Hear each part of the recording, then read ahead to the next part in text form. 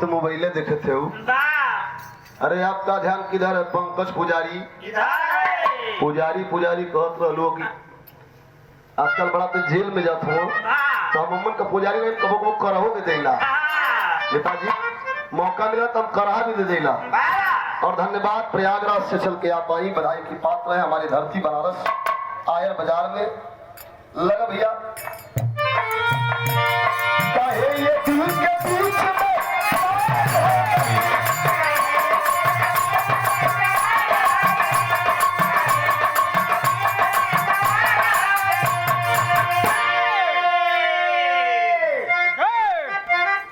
प्यार से ये तो भाव है, लेकिन दास कहलन भजन लोग गावलन माई आवा माई चुनरी उड़ावा नरियल चढ़ावा। माई नरियल चुनरी ना मांगली, भाव देखा कितना सुंदर है। कैसे हो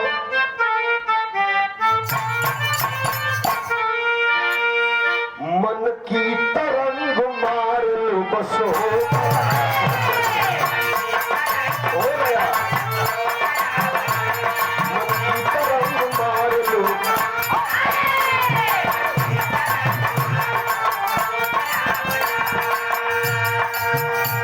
मन की तरंग मार लो बस हो गया भजन।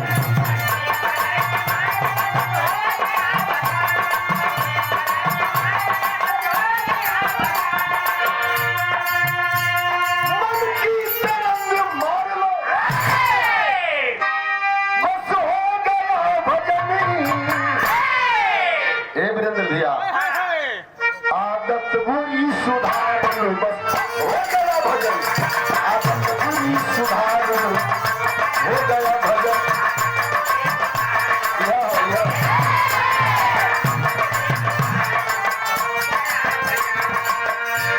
आदत बुरी सुधार लो बस हो गया भजन।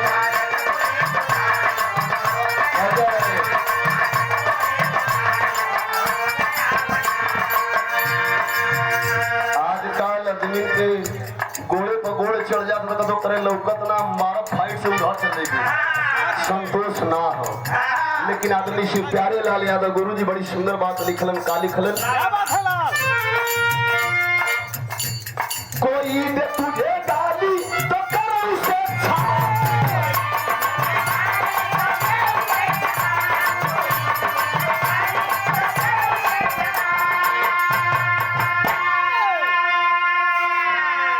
आदमी डांड काट ले तो संतोष ना हो। लेकिन बड़ी सुंदर भाव लिखल गई का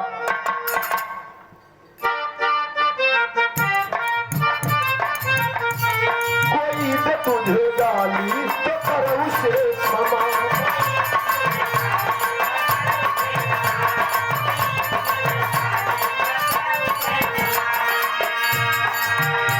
कोई दे तुझे गाली तो कर उसे क्षमा।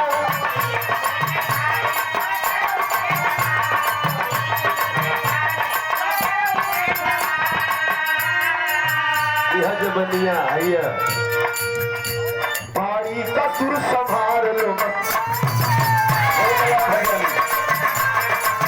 हो गया भजन।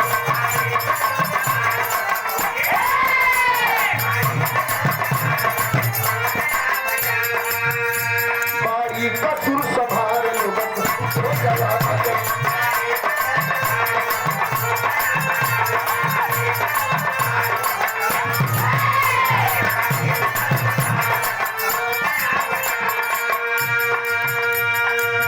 बारी का सुर संभाल लो बस हो गया भजन। हाय हाय हाय हाय हाय। दिनेश यादव स्वामी जी के गईलन और स्वामी जी का आशीर्वाद लगल राष्ट्रीय अध्यक्ष जी के पहुंचलन और आशीर्वाद से ये धरती पर नेताजी का आगमन होता। राष्ट्रीय अध्यक्ष श्री अखिलेश यादव जी का ये कोई मामूली बात बस ताली बजा के जोरदार ताली बजा के आपको स्वागत में जोरदार ताली बजा के दिनेश भैया के नाम से।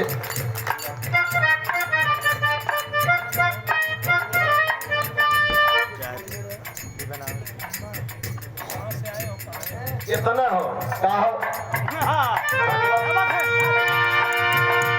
कहाँ से आए हो तुम कहाँ को जाओगे?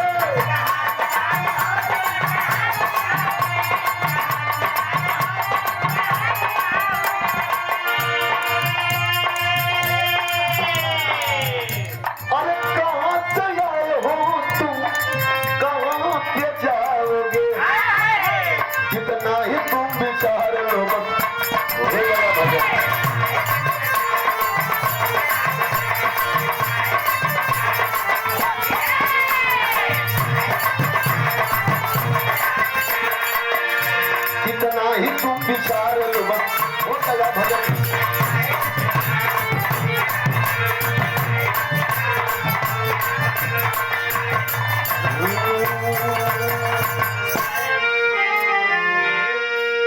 भजन भी हो गया, स्वामी जी की भी बात हो गई। बड़ा नीक नीक गीत गवनी है। लस्टवा में जब गौलू है कारल लाइन दुल्हा यार हमार लाइसेंसी है, आपो लाइसेंसी हो तो बड़ी नीक नीक इनके इलाहाबाद जावल जाला गावे तो बड़ी नीक नीक तर्ज धुन जन सुने को मिला ला झकोरा मारी झूलनी साड़ी लहरा, कुछ नया चीज बजवा मास्टर मिजाजी।